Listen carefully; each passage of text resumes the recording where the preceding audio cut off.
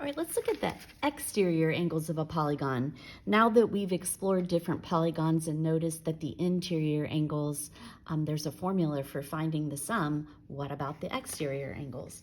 Well, first of all, just to be clear, an exterior angle is an angle that is formed by extending one, at each vertex extending one of the sides.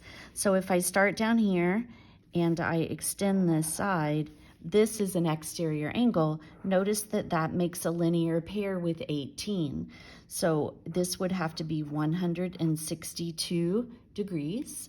If I do the same thing here and I extend one side, this angle makes a linear pair with 75. So this angle, when subtracting from 180, would have to be 105. And then at the top, let's just extend this side. And this exterior angle forms a linear pair with the 87. And this angle would have to be 93. So what happens when I add those three pink angles? 93 plus 105 plus 162, I get 360 degrees. So in this triangle, the sum of the exterior angles is 360. I'm adding angles 1, 2, and 3. All right. Let's just think about a quadrilateral where we all know the interior angles. Let's just say it's a rectangle and all of the angles are 90 degrees. Well, if I extended each side, this angle out here is 90. This angle is 90. And of course that happens at each of these four vertices. So we have four right angles outside the triangle as well. 90 times 4, we get 360 degrees for this rectangle. Okay, but maybe that only happens for rectangles and squares. So what I want to do is I want to look at a really kind of bizarre shaped polygon. So this 1, 2, 3, 4, 5, 6 is a hexagon. And while I don't have the measures inside, I do know, remember, that all of these angles have to add up to 720. But what I'm going to do instead is I'm going to use patty paper and I'm going to physically measure these angles. Let me just take a minute to extend the sides. So at each vertex, I'll just number them as I go. I'm going to make an exterior angle. This is the last one I'll do, and then we'll have a formula. This one will help us discover the formula.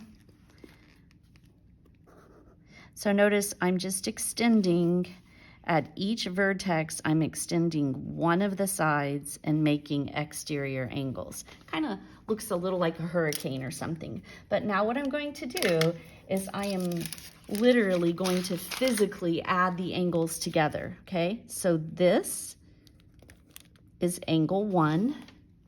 I'm going to bring angle 1 down and tack angle 2 onto it so they share this side.